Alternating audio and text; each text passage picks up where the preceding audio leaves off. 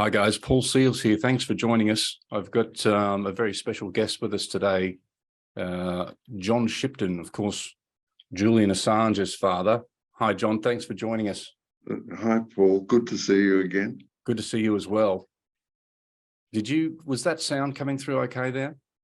Yes, fine. Okay. I didn't hear any sound from the collateral murder. I thought that you did that.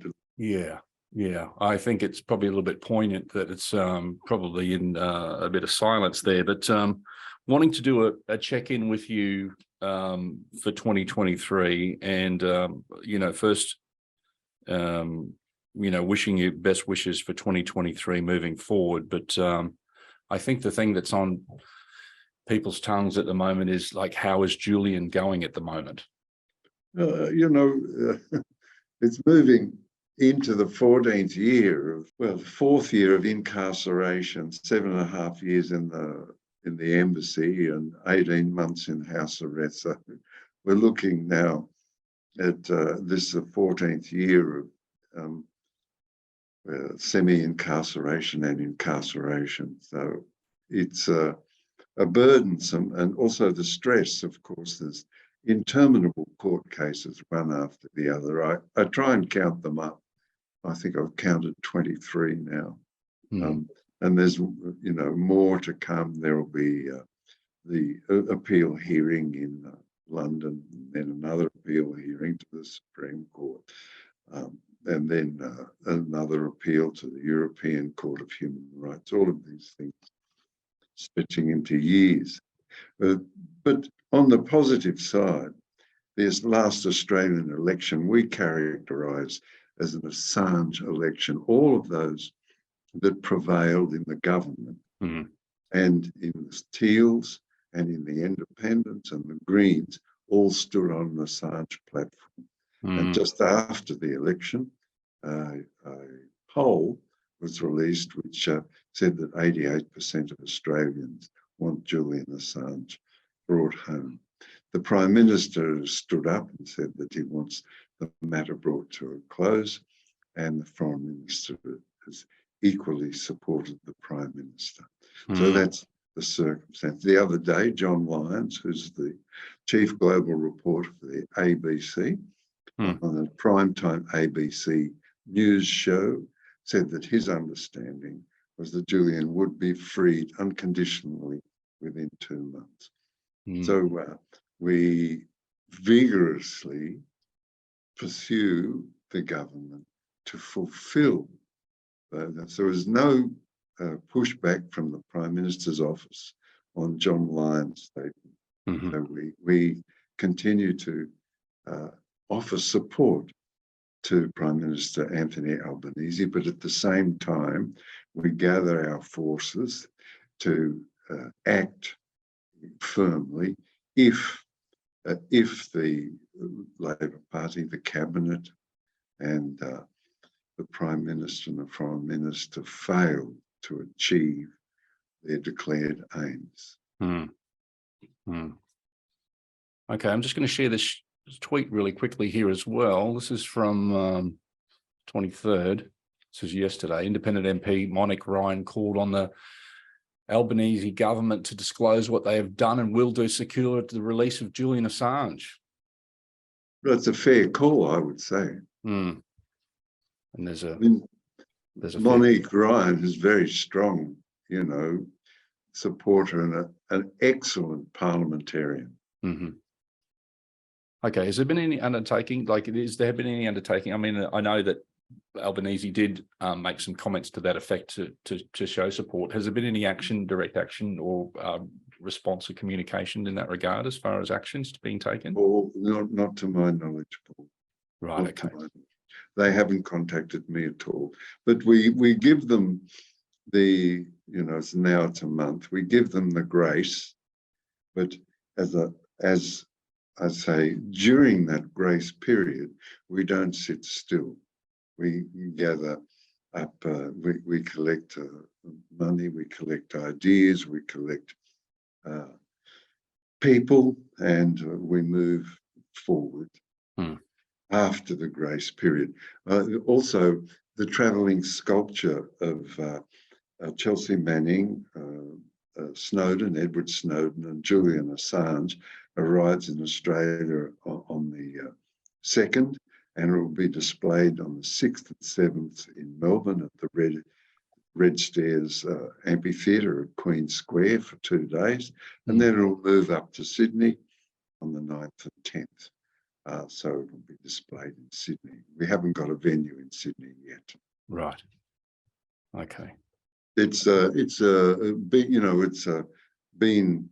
at the Brandenburg Gate. It's been in Paris and Brussels, in Austria, in Switzerland, and so on.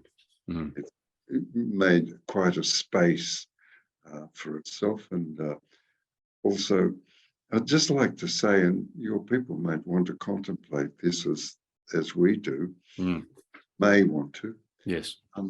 Is this, that those 3 people, Chelsea Manning, Edward Snowden, and Julian Assange, have made a tremendous contribution to our understanding of how the West is run, and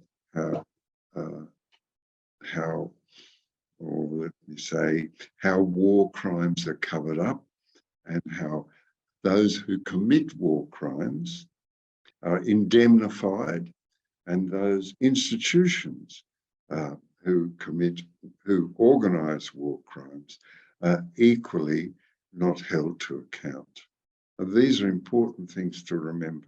So now, with the publications of the cables and the Iraq war files and the Afghan war files, we have the evidence whereby we can institute the means to bring these people who have committed the crimes, or the institutions of state, we can bring them to justice.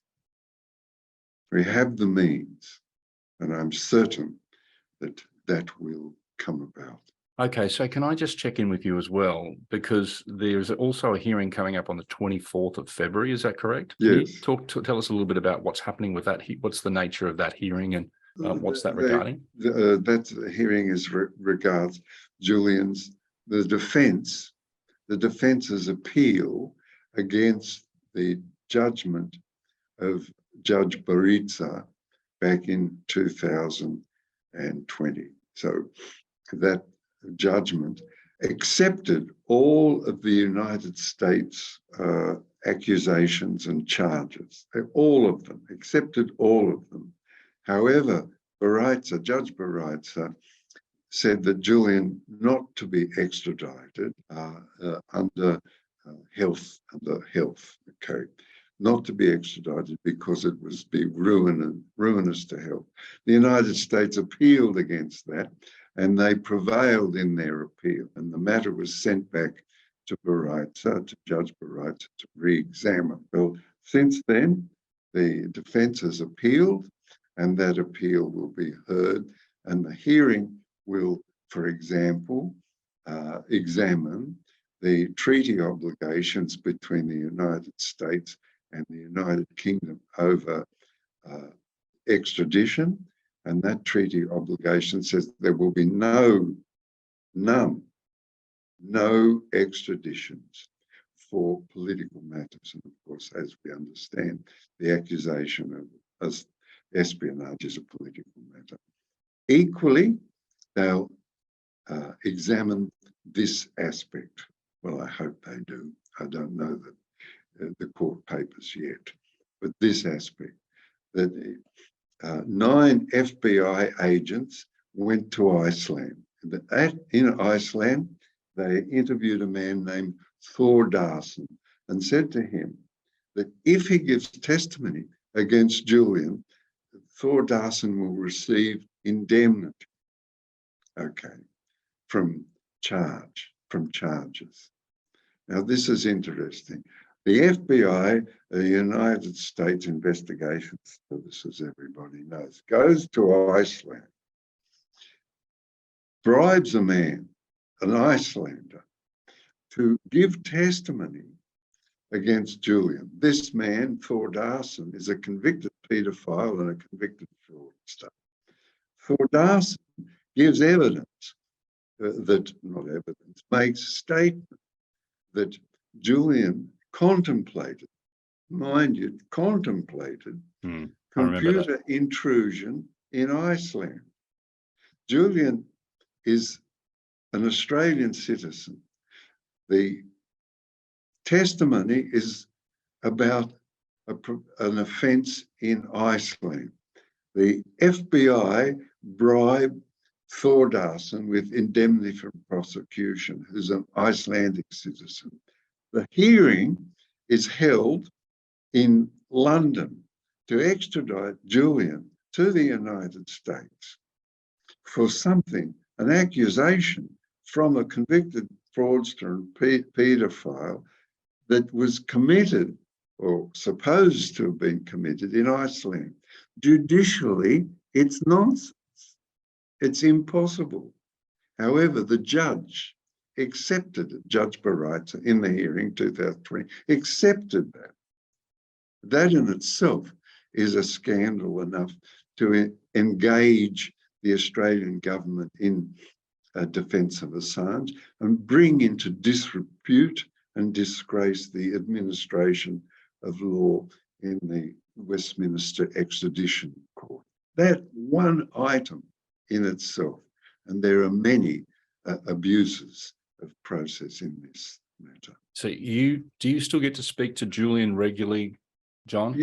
Yes, he gets 10 he gets 10 minutes, which is cut off, guillotined, so when you get into a conversation, all of a sudden bang, he's gone. And he only gets that if his account, external international call account, is in credit with the jail. It's not actually the jail, because it's like everything these days, it's subcontracted out. So the subcontractor handles all the telephone calls. All the telephone calls are listened to and recorded, and so you can't really say very much about what you hope or what you would like to do to free Julian.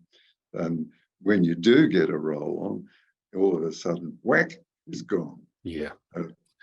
What's the nature of his confinement at the moment? What are the He's circumstances? in a cell about 23 hours a day. He is in the over 50s ward, and as it's a remand prison, it's a maximum security remand prison for murderers, rapists, and terrorists.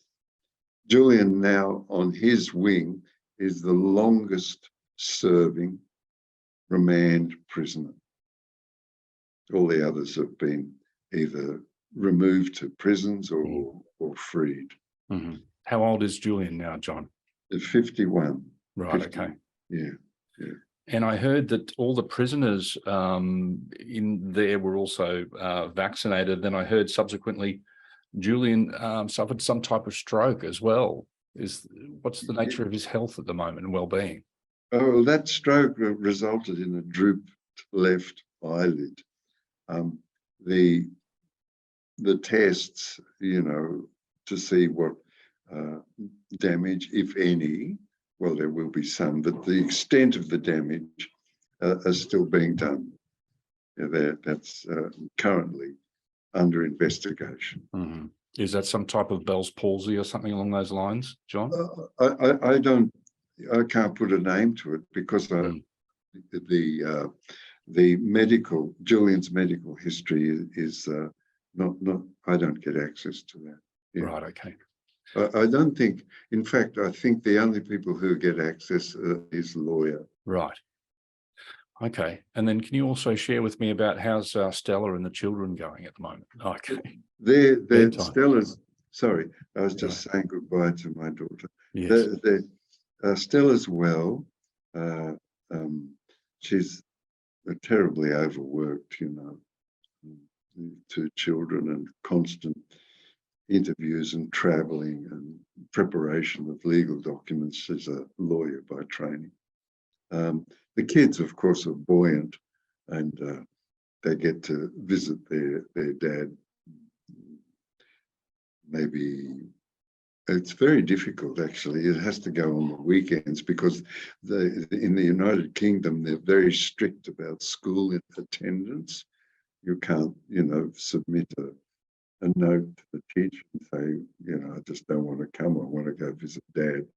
You get demerits for the parents get demerits for that sort of thing, so that any visits must be on the weekend. When you go there, I've been a few times on the weekend. There's like heaps of kids and wives and brothers and sisters visiting prisoners. In fact, the visiting room, which must hold, let's say, 80 prisoners, and maximum, I think, is 4 visitors each prisoner. Most of them have 2, so the room is full and it's quite a hubbub. The procedure to visit, now that's an interesting one. When the kids go, you go through, a search. They look in your mouth, they X-ray all your clothes, they look in your mouth, and they look in your ears to see you're not secreting drugs. You've got to take your shoes off, and they go through an X-ray machine, and the bottom of your feet are examined, and you've again physically searched after the X-ray gadget. After that, you go through 2 double vaults, and then you stand in a room. Your name is called out, and you get in a queue of 6 people, and then they have dogs which come and sniff you. So the dogs, of course, are tall or as tall at the muzzle as the kids. So the kids are a bit, all the kids get very anxious when the dogs come up to them. That's the procedure to visit. That procedure takes usually about 45, 50 minutes. The total visit time is always maximum 2 hours. So you probably get an hour, 10 minutes with Julian. And how old are the children? They're 4 and 5 now. Yeah. Right, okay. How's their context about what's going on at this stage with their dad and that sort of thing? How are they adapting with that? They've never known any different. This brings up an important point. There is embraced in the United Kingdom and Australia, the legislation, there's the rights of the child. But it seems to me as though the rights of the child are very, very low on the list. There was no lawyer and no mention of the rights of the children at the hearing. And over a period of 3 weeks, there's no mention that the children have rights because Julian's a remand prisoner, and the rights of the state to hold Julian are given precedence over the rights of the children to have a father. Now, keeping in mind that Julian is not a dangerous prisoner. He's a publisher who uses a pencil and a keyboard. Yeah, it's interesting times in which we live. Does Julian have any comments about like the occurring about what's happening in the world at this point in time, geopolitically, with the coronavirus and what's happening with lockdowns, etc.? Does he have any? I don't, because all of the conversations are recorded and listened to. There's a considerable amount of caution that one has to exercise,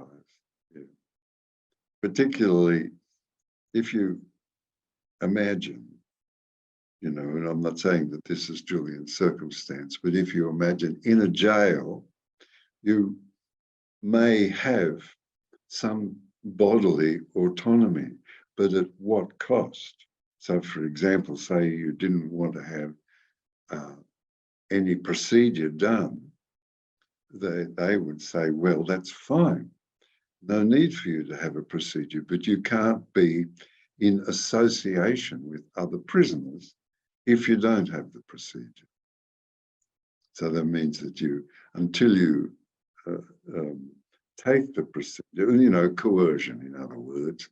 So I imagine that would be the circumstance for any prisoner, that if they didn't undergo a required procedure, but they had the right of bodily autonomy, they would be unable to have company. John, can I just ask you about as well? I mean, I don't imagine many people could understand or appreciate what it's been like for you to endure these circumstances, apart from like what's happening with Julian, but also for you to endure it as well, John. How are you dealing with what do you do to be able to cope with these circumstances and to be able to pursue this vigilantly on an ongoing basis? Oh, Paul, thanks for asking that. I just take things as they come. I don't use optimism or false hopes. As life delivers these things to your doorstep, you do your best.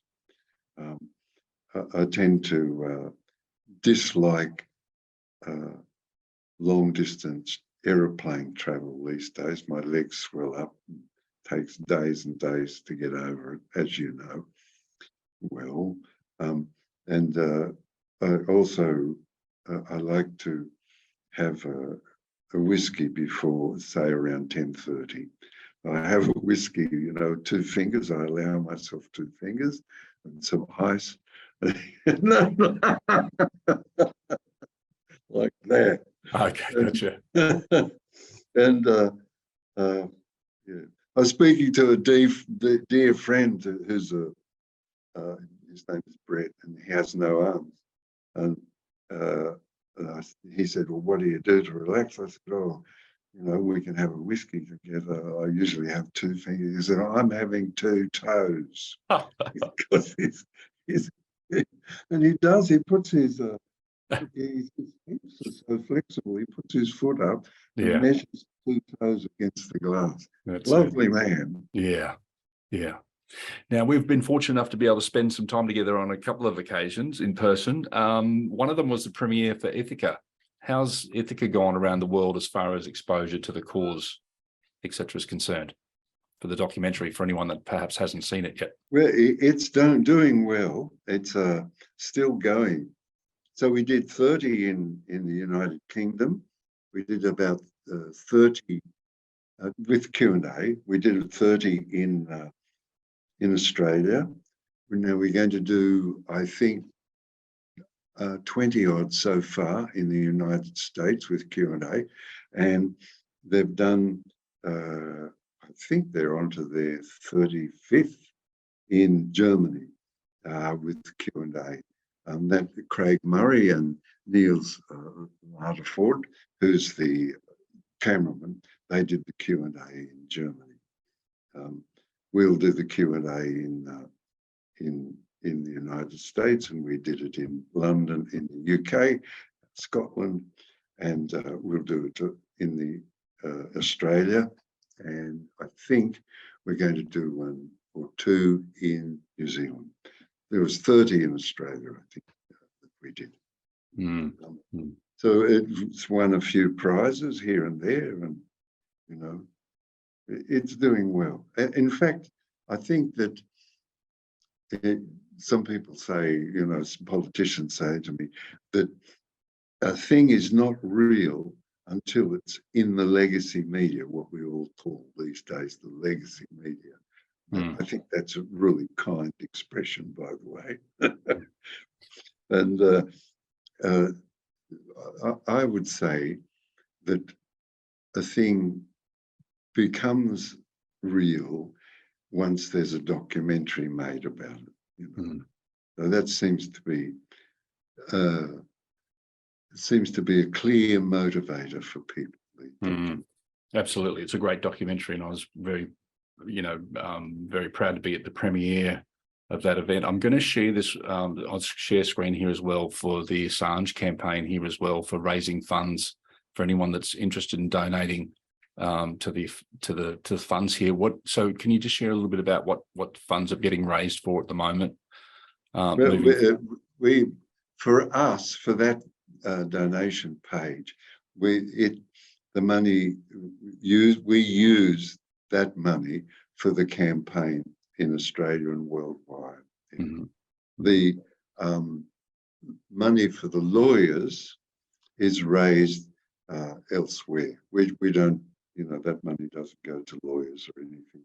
I think Stella runs a legal donate campaign in London, but Mhm. as for this, so that donate page supports Gabrielle, me, and many other people in our travels around the world. And for example, bringing anything to say, here the local people donate and help out. A big help has been selling the Nils Melzer book, The Trial of Julian Assange.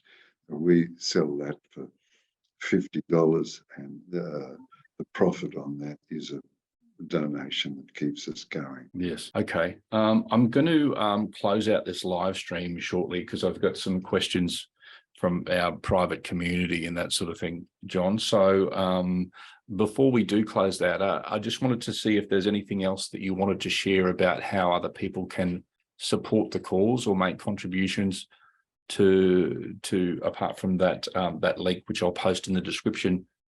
Is Julian still receiving mail? Yes. So, and that you can write to Julian. There's a website for the addresses called writejulian.com. It's got all the info there. And, when you're banged up inside, getting a letter or a card is a joy. Mm. So that's one thing. The second thing is that every single parliamentarian has 2 telephone numbers and staff at each number, one in Parliament and one in the electoral office. Some parliamentarians in big electorates have 2 electoral offices. All we have to do is ring them up and say, I'd rather see this thing brought to an end as quickly as possible, please. That works. Reaching out works. Yes. The other thing is the simplest thing. Like if you want an analogy, an allegory. Yes. In the Bible, it says that where 3 people are gathered together in my name, I will be there. I take this to be an allegory. Where 3 people are gathered together to find out the truth about something or other, the truth will emerge. And so have a chat to your friends. Yeah. Bring them up to date. Read a little online, listen to Paul, and so on. Yeah. It's the simplest thing. The rising tide around the world of support. Every single European Parliament has an Assange support group in it. The Council of Europe has made statements supporting Julian, very firm, twice. The Austrian government, the Swiss government, the Parliament of, what they call it, the National Assembly of France, the deputies, debated in their National Assembly whether to give Julian asylum. Julian is on the official agenda of the German-American Friendship Group, which is, again, a parliamentary body. And so it goes, even to the extent that in the Greek parliament, there are 90 parliamentarians supporting Assange out of 300. Every major president in South America, Lula, Petro, Obrador of Mexico, Petro of Colombia, Berlik of Chile, and Kirchner of Argentina, all have said that they offer their support. Lula, who's a very powerful president, has said that he will make it a matter of policy to ensure that Julian's freedom. AMLO, that's the Obrador, AMLO is his affectionate nickname, of Mexico, has said that he will make it a matter of, he said this actually at their independence festival or independence celebrations in front of us, he said, Mexico will make it a matter of policy to ensure Julian's freedom. We're not by ourselves. And it's all come about from Australia, started 3 years ago and grew from there until now we have prime ministers and presidents advocating on behalf of Julian. And just before we close out on this live stream, and then we go into the private questions with our group, John, I just wanted to hold the intention. What's the best case scenario moving forward on this timeline at the moment? How do you see that playing out? What's the best case scenario for the timeline moving forward? John Lyons on the ABC about 3 weeks ago, John Lyons is the head of the global news editor, head of that department, said on their prime news hour on ABC TV, Julian will be freed unconditionally within 2 months. That's what we want. Beautiful. Well, let's hold that intention anyway. I'm going to use that to close out on the live stream at the moment for the people who are watching publicly, and then we'll go to the questions for our private group. So for you that have been listening on the social media, etc., thank you for listening to this. We'll post the link there for the contributions towards Julian's campaign, etc. Thank you for listening. Okay, that's completed. Thanks, John. Thank you. Well, we're going to open it up to some of the people in our group that can either ask you any questions directly or perhaps type them in the chat, or however you'd like to do that. Feel free to jump in or raise your hand or unmute yourself. There's Lisa, Bernadette and Tash. Oh, there's Paul. He's back. Yeah, so feel free to jump in if you've got any questions for John. Are you got any travel plans moving forward to come up the Queensland, etc.? In the near future? Yes, we're going to hold a conference in Brisbane, and that will be in 2 sections. One will be whistleblowers, and the other will be the collapse. This is actually very important. Australia was Australian was the first president of the United Nations. That was Herbert Everett. Herbert Everett and the Australian group at the United Nations ensured that the smaller nations had a vote, had power, and that's in the United Nations General Assembly. Also, Australia and under Herbert Everett were the authors of the Universal Declaration of Human Rights, which has been adopted in one way or another into all Western legislation. These are really important things to be proud of, and to insist that our government continues to offer contributions of that quality to the international community. Secondly, another one, this is a beauty too. In 1958, the Conventions of Asylum were written, and then Australia in 1973-74 Christmas took those conventions to the United Nations General Assembly, and they were voted approved of with only 16 abstentions. This is considered a very powerful diplomatic victory, or of Australia's. Victory, of course, is the wrong word. Achievement, a very powerful diplomatic achievement of the Australian diplomatic community. That was under Whitlam, and the Universal Declaration of Human Rights was under Chifley. Okay, I'm just seeing if anyone else in the group here has got any other questions. I was just sort of reading some of the other comments there, just sharing with you as well. It must be very difficult to have your son incarcerated. Thank you, Paul, John, and everyone present. Sending so much love and support. Bless you, John, and bless you, Paul, for all that you do. As a parent, I don't know how you've coped. Julian obviously has your strength and your gentle nature. I wish you all the very best in your quest for freedom. We will never forget Julian. Love to you all. Bless you, John. Freedom for Julian. The rising tide needs to shake its tail feather and get on up. So much love to Julian and you all. Yeah, I think the thing is, for many of us, particularly for what we've been dealing with in the last couple of years as well, John, is that, you know, the feeling of sometimes having to deal with a sense of like, I don't even know how to describe it in words, and it's certainly a pittance compared to what you've had to endure, but just that feeling of sort of having your hands tied and hopelessness and being, you know, tied up in red tape and bureaucracy and that sort of thing. And, you know, I know, is Julian aware of like how much support and love there is for him in the world, and particularly in the Australian community? Yes, yeah. You know, we keep Julian up to date on that, and it's pretty heartening. And it's very powerful. It's only a few, you know, it's 9 months since the election was held. And certainly those that did prevail or were elected in the Labor Party and the Teals and the Independents and the Greens were advocating for Julian. That's pretty powerful.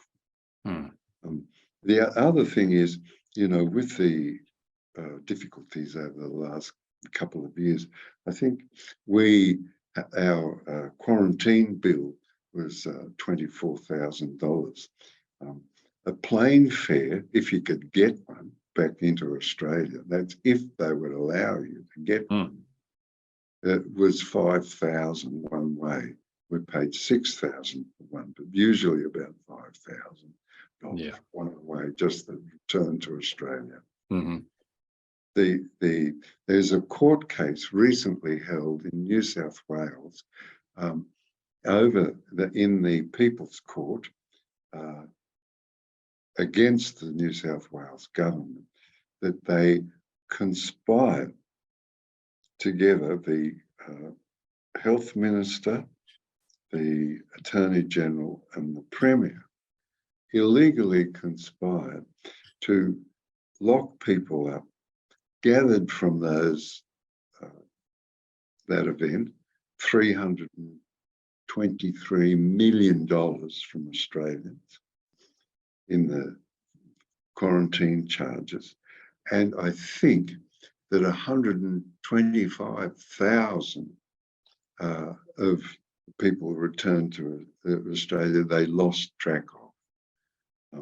So all in all, a scandal of administration and founded upon an illegal arrangement between the politicians and the executives of the government of New South Wales. Incredible. Well, I just want to see if there's anyone else that's got any other questions in the community. If you're free to, I'm not noticing the chat box. I do apologize. Okay, here we go. So Tasha said, it seems like the integrity of the international bodies, such as the UN, have changed dramatically since the victories you mentioned.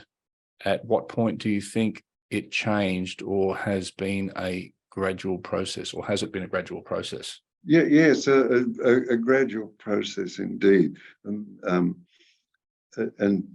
really heartbreaking, because the people of the world are gathered together after the catastrophe of 1945 and built. It wasn't states, it was us that came together and built the United Nations, and built into the United Nations some means whereby states would make arrangements with each other over their interests without going to war. And it's fallen since Iraq. I think Iraq is the big moment with that illegal war, maybe the destruction of Yugoslavia first, and then the destruction of Iraq, and after the destruction of Afghanistan and the destruction of Libya, all on the shoulders of NATO. So that's the end of the United Nations as a body with the moral authority and consequently the power to insist that states make arrangements with each other to further their interests without going to war.